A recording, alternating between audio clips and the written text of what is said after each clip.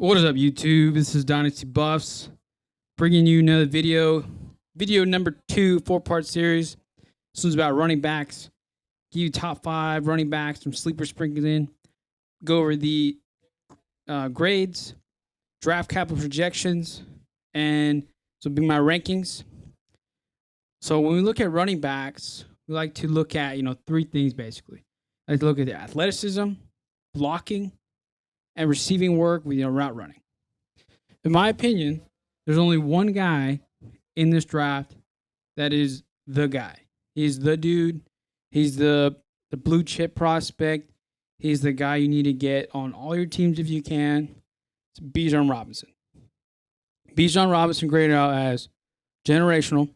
He's up there with Breece Hall, JT, Saquon, and Zeke. I think Bijan is a lot more like Zeke, but more athletic and slightly worse blocking, but he makes up for it in his receiving and route running. All right, and for number 2, RB2, I have Jahmyr Gibbs. I have him going in the middle second round, graded out as elite.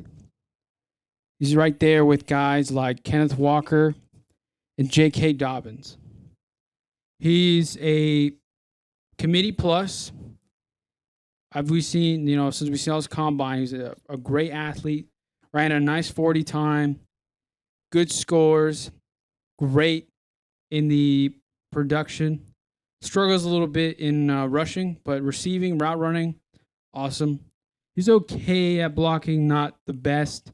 He's not Bijan level. He's not, Zeke level, but he's good. He's serviceable. He can pick up blitzes and stuff. For that case, he's my RB2. Got him going second. Smash, except on if he's at 106 in your rookie draft, take him. Like him a lot. RB3, Zach Charbonnet, graded out as elite. He's right there with guys like, Chubb, Mixon, ETN. Charbonnet does all 3 of those things. Athletically, he's pretty good. He's great, not up there with Bijan or like Barkley or Breece Hall, but he's good. Receiving work, nice solid hands, good production, and blocking is also there. But he does everything great.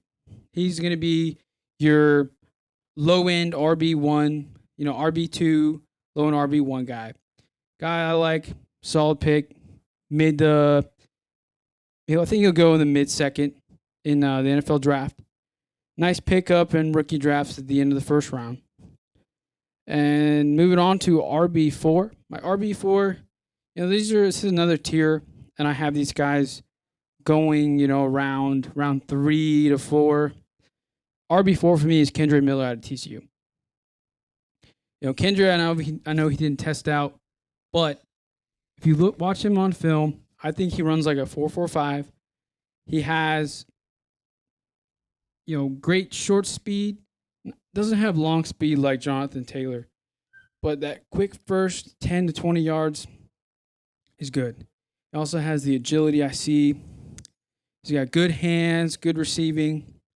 No, he's not the most productive, but when given the opportunities and given the targets, he capitalizes on them and look good. Blocking, serviceable blocker. He's kind of right there in the mix with Jahmyr Gibbs.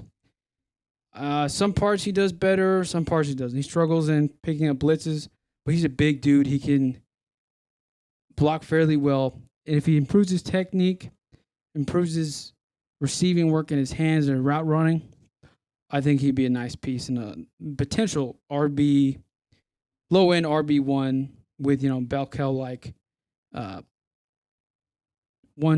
first, second, and third down opportunities in the NFL. Maybe in like year 2 or 3. All right, RB5. I have right now, I'm split basically between 2. One being Devon A-Chain, the other one being Sean Tucker. Right now, I'm going to go with Devon A-Chain because he's more of the sure thing. We saw him test out well at the combine. He was one of the most productive running backs here in college. great receiving work, has good agility. He's actually a pretty decent blocker with technique. Yeah, he's really small, but he does everything right. He is just small. I think Achane goes in, late third. I really think he's going to go in the fourth round. But I can see a team take a shot on him in the third round just because the profile is just so good. For Tucker, man, I like this guy. I've been one of the first ones to say that from what I've been told, and my sources were that, he had some type of heart arrhythmia and some heart issues, and apparently, I don't know, we saw a report come out that that's what's the case. He was cleared. He tested out, had his pro day, weighed in. He did a vertical, but he didn't run. He didn't run his 40. Didn't do a broad. Didn't do a shuttle. Nothing really else. Kind of disappointing. I don't know. I'm going to lean on the NFL to tell me what they think. I think he goes in the fourth round, maybe fifth. Maybe he even goes, undrafted.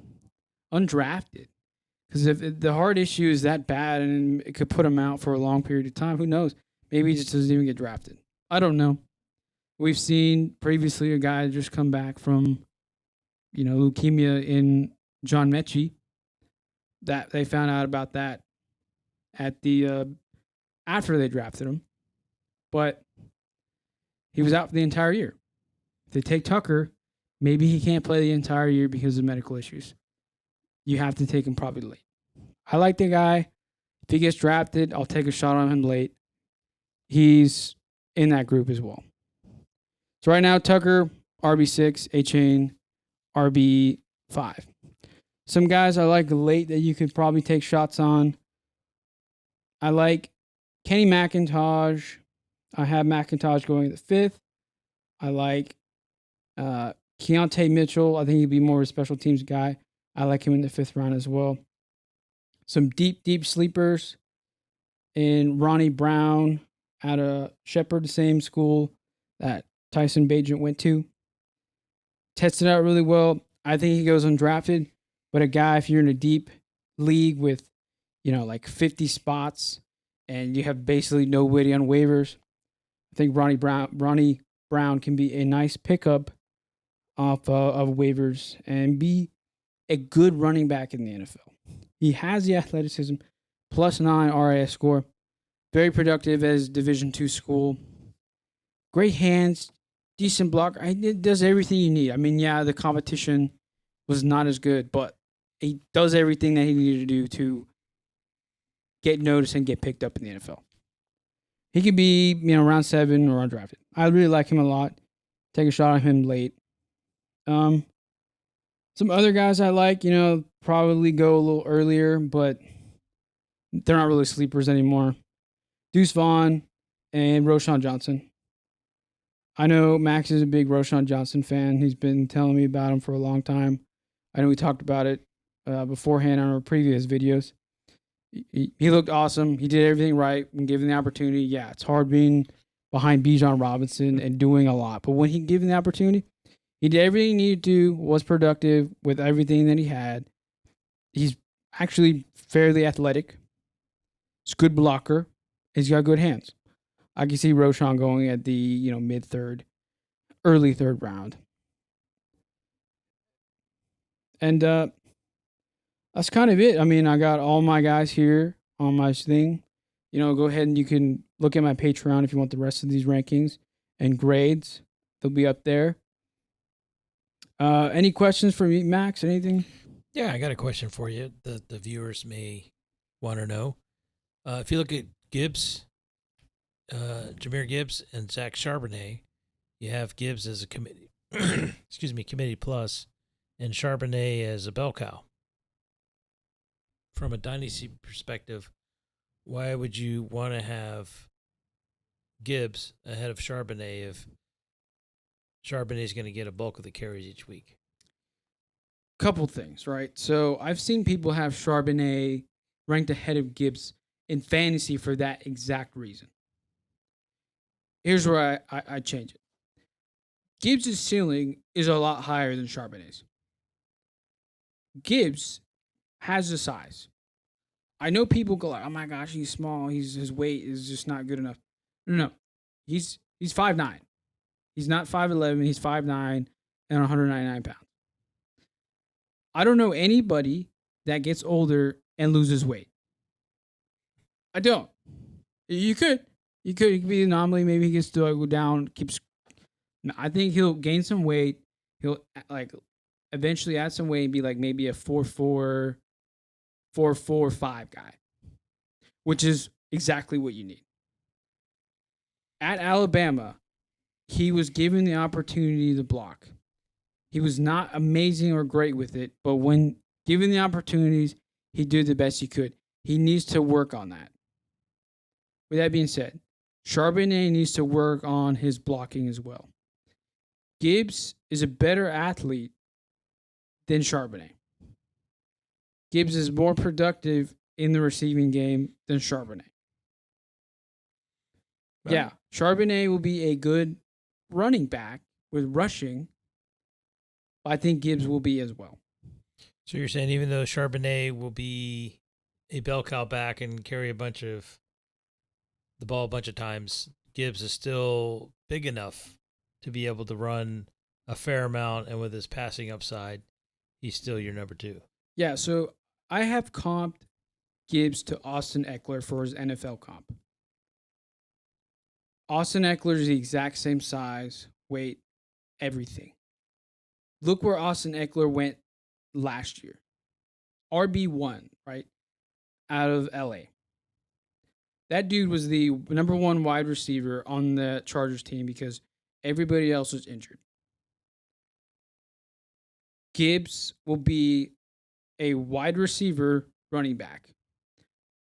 And then, with giving the NFL nutrition system and the NFL and the draft capital on him, the NFL will make him into like Austin Eckler.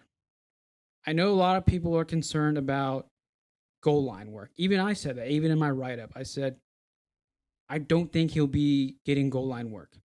Yeah, he won't get it his first year because he's going to be too small. But the year after that, and the year after that, and after that, yeah, he's your guy. Remember, Gibbs is also younger than Zach Charbonnet. Right? Yep. Zach Charbonnet is a senior. Gibbs is a junior. So Gibbs already has another year under him, right? He has more long-term value than Charbonnet. Charbonnet is probably done out of the league after his first rookie contract. Gibbs will probably have another maybe 2-3 years after his first contract.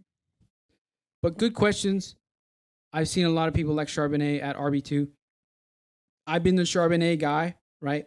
You guys seen my write-ups on Twitter and stuff. I've liked him. And I was being the Jahmyr Gibbs hater because I was thinking he's going to be 5'11". But, he's 5'9". Is what it is. Gibbs RB2, Charbonnet RB3. All right, last question. Yes. This one is a little bit more, it goes back to Tucker because, I like Tucker. Yeah. What round do you think he should be drafted in? This, take his medical concerns out of the consideration. And what round should he be drafted in, just talent-wise and skill-wise? And then at what round would he be a steal to go ahead and pick up when you can? Well, I think Tucker, again, we're playing the known versus the unknown game, right? We don't technically know that Tucker is an athlete. We don't know that. We don't have any real numbers, right? We've seen his pro day that he taped, but then we've actually seen his pro day. All he did was a vertical jump, and then he did bench press, which were all amazing. But we just don't know. If I did know and he did test out, he'd be a lock for round 2, for sure. And I said that. He should be round 2 if he did that, but he didn't. Right? He kind of falls in that camp again with Miller. And that's why I have these guys here, because I'm trusting myself with my numbers and like my 40 time projections, which have been fairly accurate, right? And even all these other guys I mentioned, I put out all the numbers that I said they were going to run on their 40s, and they're pretty good. So I think Tucker running the 4.4s. All right. I think Miller, same thing. A-Chain, we know for sure, but he's small. He can't get any bigger than what he is. He can't get taller. He can put more weight on, but like not much. There's some other guys right in here that I have going forth. Don't be tomorrow on the draft. There will be a huge run on running backs in the 4th round, and some guys that are going to drop, that can drop, are pretty much everybody in this tier list, right? So it ranges from Miller to Zach Evans. Everybody in there you've probably seen all over the place on Twitter, on TV, ESPN, whatever. All these guys have the potential to either rise into like the end of the 2nd, 3rd round, or get bounced all the way to the 5th. I have most of these guys go in the 4th round. Huge run on running backs in the 4th round. So we won't see that, until Saturday. So Tucker, if he falls anywhere 3rd round and beyond, or even undrafted, as you mentioned before, then obviously he's a steal. I think he is because, his ADP will go way down. But it's also a shame because, there's not that many running backs, right? The class went from being really, really good to just being okay. I mean, sure, yeah, we got a lot of top-end guys, way better than last year, right? But, we were hoping we could get guys like in the late 2nd round of rookie drafts, and then they could be our RB2s. I have a hard time saying that now. I don't see that. Yep, I agree. All right, well, thank you, H. Yeah, thanks for the questions, man. All right, that concludes our video 2 of this series. Make sure you like the video, share the video, subscribe.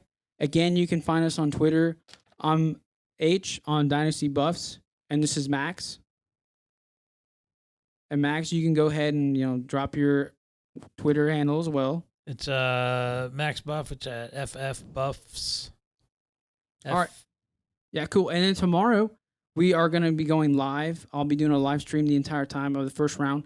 I'll be going live on Saturday, Friday, Saturday, and I'll give you my thoughts on each pick. You can do a follow along with me. I'll be live the entire time. All right, thanks. Peace out. Got the next one.